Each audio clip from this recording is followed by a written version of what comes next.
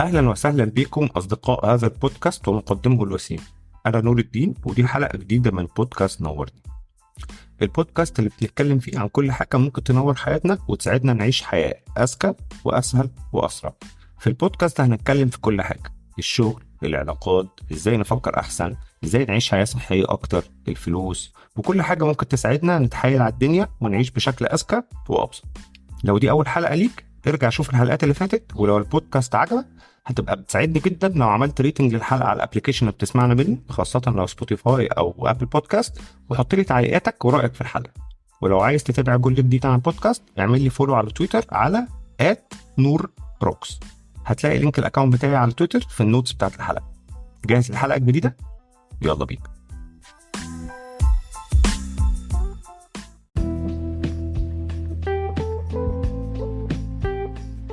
اهلا وسهلا بيكم اعزائي المستمعين. بما ان دي الحلقه 34، ايوه اول مره اعد الحلقات، دي الحلقه رقم 34، مش مصدق اني عملت 34 حلقه والله. المهم يعني اما بعد، لو فاكرين اول حلقه خالص، لو انت يعني من محبي هذا البودكاست ومقدمه الوسيم ومتابعنا من الاول، ولو مش فاكرين يعني يرجعوا اسمعوها عيب. اول حلقه خالص اتكلمت عن الانتاجيه، وكلمتكم وقتها عن كيكه الاسفنجيه الشهيه اللي بتتكون من 3 طبقات، اللي هي الانتاجيه يعني، واللي هما كانوا من وجهة نظري 3 مستويات لعمل سيستم لإدارة حياتك، وحاجة كده يعني ليها فيلد اسمه اللايف ديزاين. المهم أول مستوى وقتها سميته مستوى بطوط، اللي هو يعني ما لا يسع المؤمن جهله، أو الكافر الحقيقة كمان. يعني مستوى من السيستمز كده لازم يكون موجود في حياتك لو عايز يبقى فيه أي شكل من أشكال النظام في حياتك. المستوى البيزك جدا اللي أي حد فعلا محتاج يخلص الحلقة دي ويبدأ يشتغل عليه. وبعد كده اتكلمت عن مستويين ادفانسد شويه حسب احتياجاتك بقى، بس يعني مش هتوهك معايا دلوقتي. النهارده هاخد اخيرا ديب دايف في المستوى الاول، اللي هو مستوى بطوط الهليهلي اللي حياته ملخبطه زي اغلبنا، وازاي تقدر تخلق قدر او شكل معقول من النظام في حياتك. المستوى ده بيتكون من 3 عناصر، 3 فرسان للانتاجيه، كل واحد فيهم هناخد له حلقه لوحده على من دلوقتي يعني ولل3 اسابيع الجايين، عشان نخش في الامور بعمق. وهننهي الشهر بمفاجاه كده هديكم عنها هنت كل حلقه. اول هنت هي ان الحلقه دي هتكون لاول مره انترفيو، مش الحلقه اللي احنا فيها دي، اللي هي الحلقه اللي بعد ما السلسله دي تخلص. يعني هحاول بعد كده كل شهر يبقى 4 حلقات، كل اسبوع حلقه، واخر حلقه في الشهر تبقى انترفيو، وهجرب ده الشهر الجاي لاول مره. المهم يعني عشان ما تتوهش مني، في حلقة النهاردة هنتكلم عن ال3 فرسان للإنتاجية. أول فارس المواعيد، إزاي تدير مواعيدك أو الكالندر بتاعتك أو وقتك بشكل يعني أعمق شوية. والفارس التاني إزاي تدير إيميلك وتوصل لإنبوكس زيرو محبب. والجزء الثالث عن إزاي تدير تاسكاتك، وموضوع إدارة المهام والتاسكات ده يعني حوار طويل، فانا هتكلم عن الجزء البيزك قوي منه يعني، وفي وقت تاني في المستقبل، او يمكن الحلقه دي مش عارف، حسب هيطلع طولها قد مش او يعني السيزون ده هتكلم عن Getting Things Done او GTD، وهو الفريم المفضل عندي يعني. وكل واحد من دول هناخد له حلقه لوحده. حلقه النهارده هنتكلم عن السكشن الاولاني، اللي هو ازاي تدير مواعيدك والكالندر بتاعتك ووقتك بشكل اعمق. كل عنصر هنتكلم فيه عن ليه هو مهم، ايه تأثير عدم وجوده على حياتنا، وازاي اصلا هيحسن حياتنا لما نعمله، ايه الادوات اللي ممكن نستخدمها عشان نحقق النظام في العنصر ده، وايه التولز بقى والنصائح العمليه. وبما اني يعني مهووس حاليا بالاي اي، فهقول لك برضو التولز اللي بتستخدم الذكاء الاصطناعي اللي قادره تديك ايدج يعني، ودي حاجه هوبفلي مش هتسمعها عند حد تاني، لان زي ما انت عارف ان انا الوحيدون ولا ان انا الافضل ايضا. جاهزين؟ يلا بينا. اول حاجه هنتعلمها هي ازاي نهندل وقتنا، او بدقه اكبر الكالندر بتاعتنا.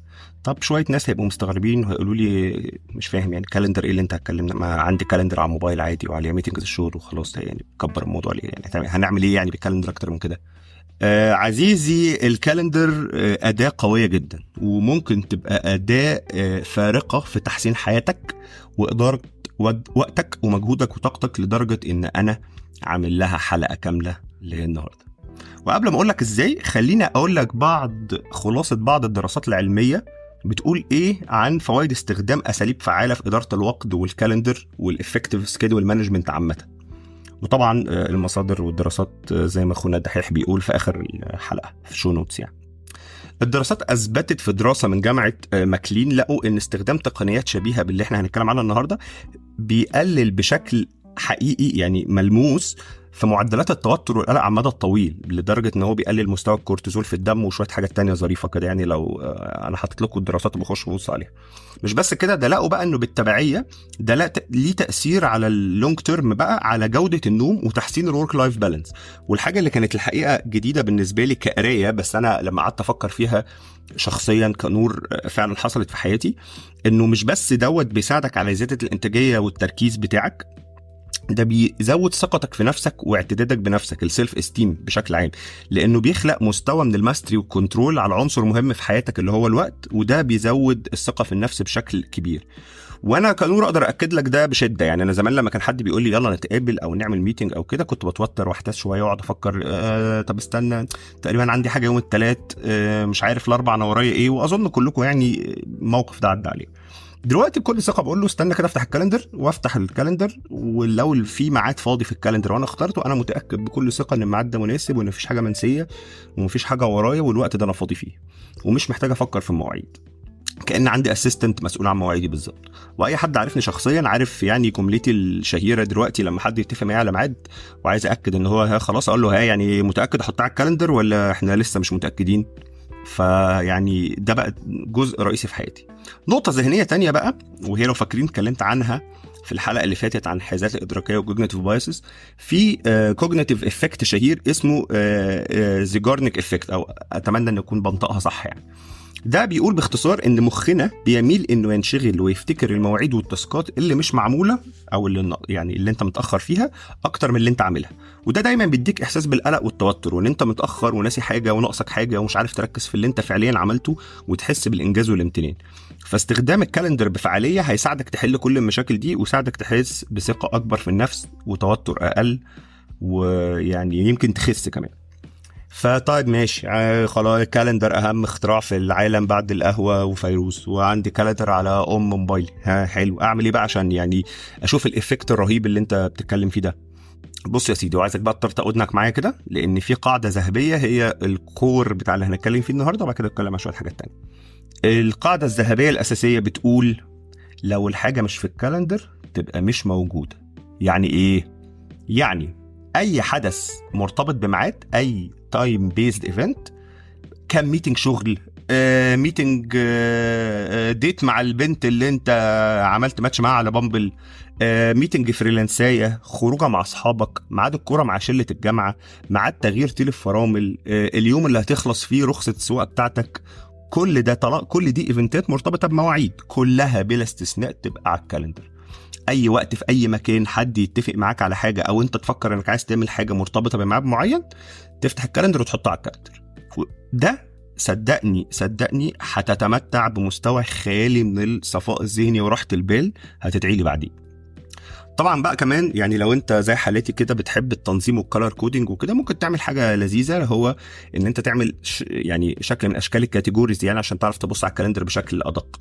اللي هو مثلا تاسكات متعلقه بالشغل تعمل لها ليبل احمر، اللي متعلقه بالرياضه يبقى ليبل اخضر، اللي متعلقه يبقى ليبل ازرق كده يعني. فده مستوى اساسي، ده مستوى اساسي طبعا من السيطره على الكالندر، هيديك اهم لير من الانتاجيه وراحه البال. عايز بقى تعمل تتيكت اب نوتش، يعني عايز تاخد الموضوع كده الليفل اعلى واذكى، هقول لك بقى على شويه تكنيكس برضو ليها علاقه بالكالندر، وهي اعتبرها تكنيكس او تولز في ايدك، لو انت حسيتها مفيده ليك او هتضيف لك استخدمها. رقم 1 حاجه اسمها التايم بلوكينج. ايه التايم بلوكينج؟ هو ان انت بقى تاخد ليفل اعلى. يعني احنا لغايه دلوقتي بنستخدم الكالندر بشكل رياكتيف. يعني ايه رياكتيف؟ يعني لما بيحصل ايفنت او يجي لنا ايفنت محتاج وقت بنضيفه على الكالندر. هنبتدي بقى ناخد ليفل اعلى، نتيكت اب نوتش، ونستخدم الكالندر بشكل برو اكتيف. يعني ايه؟ يعني انا هحجز في الكالندر مواعيد محدده بشكل برو اكتيفلي، علشان احط لها او احجز مواعيد للحاجات اللي انا عايز اعملها كنور، او يعني انت بقى او انتي كشخص يعني، او انتوا. مثلا انا شخصيا يوم الخميس محدد من 6 ل 8 كل اسبوع عايز اقعد اشتغل على البودكاست، سواء بقى هسجل هظبط حاجه في الديستريبيوشن وات ايفر. فقمت عامل الايفنت على الكالندر كده يوم الخميس من 6 ل 8 متكرر، مكتوب فيه بودكاست اديتنج مثلا. فخلاص انا عارف ان ده ميعاد محجوز للتاسكايه دي، فانا اولا نفسيا مرتاح، انا عارف ان التاسكايه دي مش محتاج اقعد افكر فيها لان خلاص ده ليها ميعاد محجوز مش هنساها. وفي نفس الوقت I'll plan my life around ان من 6 ل 8 يوم الخميس انا مشغول عشان بشتغل على الكالندر. وطبعا برضو مش قرآن، يعني لو حصل لا قدر الله ايه ظروف سمحت لي او يعني منعتني من دوت، عادي همسك الايفنت ده وانقله في مكان تاني في الاسبوع، المهم عارف انه موجود في الاسبوع. تاني بقى تكنيك هو عكس التايم بلوكينج، حاجه اسمها التايم بوكسنج. ايه بقى؟ الاولاني ده احنا بنستخدمه علشان احجز ميعاد لحاجه مش متاكد اني هعملها، ده بقى اني أليمت التايم بتاع تاسك لو سبتها هسرح. زي مثلا انا كلب انمي، انا بحب اتفرج على الانمي كتير قوي، فهقعد اقول ايه، لا بص انا هخصص لنفسي ساعه فرجه على الانمي في اليوم، فهقول من 4 ل5 دي ساعه الانمي، فانا كده بليمت التاسك، عملت تايم بوكسنج لتاسك ان انا اتفرج على الانمي دي. وكل يوم الساعه 4 ل 5 اقعد اتفرج على الانمي، المنبه ضرب ان الساعه عدت 5 خلاص شكرا مفيش. او ان انا مثلا هقعد ايه، انا مدمن يوتيوب بقعد اتفرج على افلام فيديوهات يوتيوب كتير، خلاص هحط من كذا لكذا ده اليوتيوب، مش هقعد اكتر من كده. اوكي، فده تكنيك تاني مفيد ان انت تتايم بوكس التاسكات اللي انت خايف تسرح، والتايم بلوك التاسكات اللي انت خايف تنساها. التكنيك الثالث بقى، وده انا حقيقه بستخدمه، يعني بستخدمه كتير انا شخصيا كنور، شايف ان هو مفيد ليا، بس مش كل الناس ده هيبقى عندها نفس الحوار. حاجه اسمها التايم ثيمينج. ايه التايم ثيمينج؟ ان انا احط تيمه لليوم بتاعي. يعني ايه؟ يعني مثلا بقيت لما بشتغل بحط 3 و4 دول ايام الميتنجز، انا ما باخدش ميتنجز غير 3 و4، واي حد اشتغل مع نور عارف ان الاربع يوم التاسكات يوم الميتنجز. الخميس ادمن وورك، ده اليوم اللي بقعد ابص بيه فيه على التاسكات بتاعتي وابص اعمل الاسبوع الجاي واحضر سلايدز الميتنج الاسبوعي بلا بلا بلا. يوم الاثنين مثلا ده يوم مقفول للكتابه والتركيز والعمل الابداعي، وهكذا. لان انا مثلا كنور اكتشفت ان انا عندي نقطه ضعف، ان انا وكل ما بكبر يعني الموضوع ده بيزيد، انه الشيفتنج ما بين مودز التاسكات، وهي دي حاجه موجوده عند كل الناس بس لقيتها يعني زياده شويه عندي، اني لو قلبت مثلا من مود الادمنستريشن لمود الديب وورك باخد وقت طويل على ان انا اقلب ما بين مود لمود، فده بيضيع لي وقت كتير. فلقيت ان انا لما بعمل الثيمينج ده، فانا النهارده يوم ديب وورك تركيز، مفيش ديستراكشنز، مركز في الكرييتيف فيلد او الكتابه، او النهارده يوم ادمن وورك مش عارف ايه بلا بلا بلا. الطريقه دي وفرت طاقتي وحسنت تركيزي كنور جدا جدا. طبعا التايم مانجمنت عامه حاجه اوسع بكتير من الكالندر، بس الكالندر بس واستخدامها بالطريقه دي هيديك ال 80/20 الهايله اللي هتديك اكبر ريتيرن على باقل تغييرات في حياتك. ولما تبتدي تعمل التغييرات دي هاخدك اب انوتش تاني. طيب بالنسبه بقى للتولز اللي هنستخدمها، الحته العملي. طيب ماشي، ده الجزء القادم، جاهزين؟ يلا بينا. طيب عندك زي ما قلت اوريدي جوجل وابل كالندر، بس تعالى تاني نتكت اب نوتش ونعلي الاداء. وديسكليمر، ما تشغلش بالك باسامي التولز والقصص دي، كلها هتلاقيها في الشو نوتس بلينكاتها بكل حاجه، فايه ما تفكرش كتير يعني. لو انت ابل يوزر، وانا هقول ده يعني وقلبي حزين لانه الناس اللي عارفاني عارفه انا ما بحبش ابل، بس للاسف عندك في الحته دي اختيارات اكتر شويه. لو انت طبعا مش عايز ابل كالندر بس، في 3 تولز عاجبني قوي قوي قوي، بس هم حاليا متاحين على الويب وويندوز وماك واي او اس، لكن لسه مش على اندرويد، فده مش كافي لان لازم وات ايفر اللي انا بستخدمه عشان هندل الكالندر يبقى على موبايلي وعلى اللاب في نفس الوقت ويسينك مع بعض. فبما انهم مش موجودين دلوقتي لسه على اندرويد فانا مش بستخدمهم. بس لو انت عندك اي او اس فالتولز دي هتبسطك. كرون، وده ابلكيشن كالندر بسيط بس انا بحبه لانه اولا شكله حلو قوي قوي بصراحه، فانا الحاجات الديزاين بتاعه حلو بيشدني. ثانيا بيسمح لك تعمل حركه لذيذه، اللي هو لو انت عندك من الكالندر مواعيد، انت مثلا عايز تحجز ميعاد مع حد، فانت عارف مثلا والله انا من 3 ل 4 ل 5 فاضي، ومن السادس من الخميس من مش عارف من كام لكام فاضي، وكام كام فاضي. بتعلم على الحاجات دي في الكالندر وتقول كرييت لينك، يقوم واخد لينك بعته للراجل او لهو ايفر يعني الشخص، ويقدر الشخص ده يخش يختار الميعاد المناسب ليه ويقوم حاجزه على الكالندر عندك. فدي حركه لذيذه يعني. التول الثانيه اللي اسمها روتين، ودي بصراحه يعني حبيبه الى قلبي، واظن اول ما ينزل منها اندرويد فيرجن هتبقى مفضله عندي. هو ميزته بقى ايه؟ اولا غير ان شكلها جميل، هي بتدمج الكالندر مع النوت تيكينج، يعني هو التول نفسها فيها نفس الحوارات اللي قلتها عن كروم، زائد نوت تيكينج اب، زائد جورنال، زائد عاملين حاجه كده عامله زي صفحات نوشن، فظريفه قوي انك تاخد فيها نوتس وانت في وسط ميتنج يعني. فانا متخيل يعني انا حابب البتاع ده قوي، يعني اول ما ينزل منه اندرويد فيرجن بنسبه كبيره هستخدمه. ده لو انت اي او اس. طيب بالنسبه لو انت اندرويد قشطه، يعني خليك في جوجل كالندر جميله عادي يعني. بس طبعا يعني عيب، انا مش هسيبك كده، لازم اقول لك حاجه مش هتلاقيها في حته تانية. فانا هنا هكلمك عن سيناريوهات انت بتعدي بيها وازاي تتعامل معاها بتولز رايقه. حلو. اول سيناريو، انت واحد بيشتغل وعندك كذا كالندر، عندك واحده للشغل وواحده شخصيه مثلا، بس انت عايز تعمل سينك ما بين التو كالندرز عشان بالنسبه لك تفتح تشوف كل حاجه في كالندر واحد. بس في نفس الوقت، وانا متاكد ان ده كله يعني سيناريو رغم انه سبيسيفيك، بس انا متاكد انه عدى عليك، انت عايز مثلا يبان لك انت ان انت عندك تاسك يوم الثلاث من 6 ل 8 انك عندك لعب كوره مع اصحابك، بس في نفس الوقت مش عايز اي حد في الشركه لما يلاقي الوقت ده محجوز عندك يبقى مكتوب فيه ان انت عندك لعب كوره مع اصحابك، يبقى مكتوب بيزي وخلاص. هو مش عايز الناس تعرف السكيدولز اللي انت عاملها بيرسونال، بس في نفس الوقت عايزها تتحجز على الكالندر عشان محدش يعرف يحجز فيها حاجه تانية. ساوندز فاميليار؟ انا متاكد ان ده ساوندز فاميليار، انا عن نفسي عندي مشكله دي دايما. طيب تقدر والتول بقى اللي انا هكلمك عنها دي مش بس كده، ده فيها سكيدولينج لينك، يعني تقدر كمان تعمل لنفسك صفحه كالندر زي كالندلي كده وتحط فيها المواعيد بتاعتك، ولما حد يحب ياخد معاك ميتنج يخش يختار من البتاع دي. وانا بستخدمها علشان احدد ايام محدده للميتنجز، مش اي حد يخش على الكالندر بتاعتي يختار اي يوم على مزاجه. اوكي، والبتاع دي فيها تولز بقى تانية رايقه جدا، بس انا هسيبك تستكشفها، انا قلت لك الاثنين المهمين يعني. اسمها ريكليم اي اي وهي المفضله عندي، وهحط لك لينك في شو نوتس يعني. فدي يعني هتكيفك يعني، او هتكيفكم بشكل عام. عايز ابطل ان انا اقول ان انا اخاطب الذكور فقط عشان انا عندي ناس تانية كتير. مهم. المشكله رقم 2 اللي انا عملت عبيط فوق وما قلتهاش، ومتاكد انها جت في بالك لما جبت سيره الجزء ده يعني. طيب انت دلوقتي عمال تقول لي يا اسطى اي ميعاد تتفق عليه في اي وقت في اي لحظه حطوه على الكالندر، صح؟ ده موضوع مرهق. كل بقى ما حد يقول لي حاجه ولا كل ما اتكلم مع حد هقوم فاتح الكالندر وحطت واختار ايفنت واكتب الاسم واحط الشخص واكتب تفاصيل. عايز الموضوع يبقى اسرع من كده.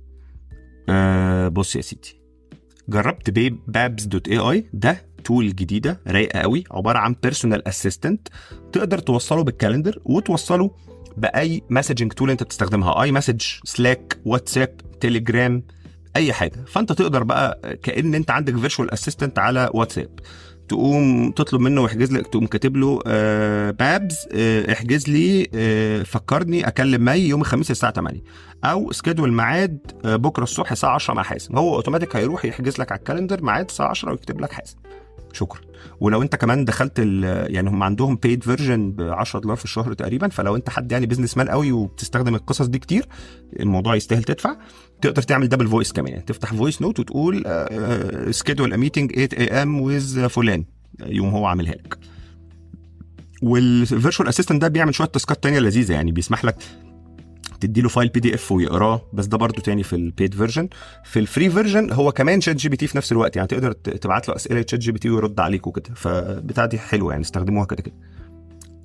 فدي الحوار التاني اللي انا متاكد انك بتعدي عليه وبتحتاجه.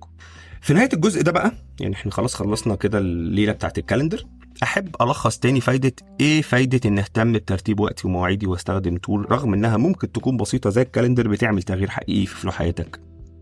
اداره مواعيدك بشكل فعال بتساهم انها تقلل الحمل السيكولوجي على مخك، بتقلل فعليا مستوى التوتر والقلق والاكتئاب، وبتأثر بشكل مباشر على الكورتيزول، وبتقلل الديسيشن فاتيج او فكره ان انت ترهق من ان انت تاخد قرارات كتير، لان مخنا طول ما بياخد قرار يعني عايز يبقى اوتوماتيك على قد ما يقدر، كل ما يحتاج ياخد قرارات اكتر كل ما بيرهق اكتر، وبالتالي ده بيسمح لك تفضي دماغك من حاجات مش مفروض تشغل نفسك بيها، وده بيسمح لك ان انت تدير وقتك بشكل افضل وتركز احسن وتحدد اولوياتك اوضح، وتتاكد انك عمرك ما تنسى ميعاد مهم. وده يخليك عامه انسان اسعد، اكثر ثقه في النفس، صحتك النفسيه افضل، انتاجيتك اعلى، واسعد بشكل عام. وده كله من اول فارس من فرسان الانتاجيه الثلاثه في مستوى بطوط. في الجزء الجاي من السلسله دي بقى اللي هي تتكون من 3 اجزاء، احتمال يبقوا 4 بس النسبه كبيره 3 بس، هنتكلم عن صديق الجميع وعدوهم، فارس رقم 2، الايميل. ازاي تدير الايميل بكفاءة وتوصله لزيرو انبوكس المحبب للنفس. استنونا في الحلقة الجاية بنسبة كبيرة خلال اسبوع. شكرا.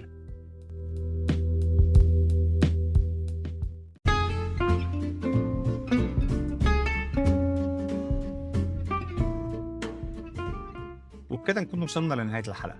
اتمنى تكونوا استمتعتوا واتبسطتوا وتنورتوا.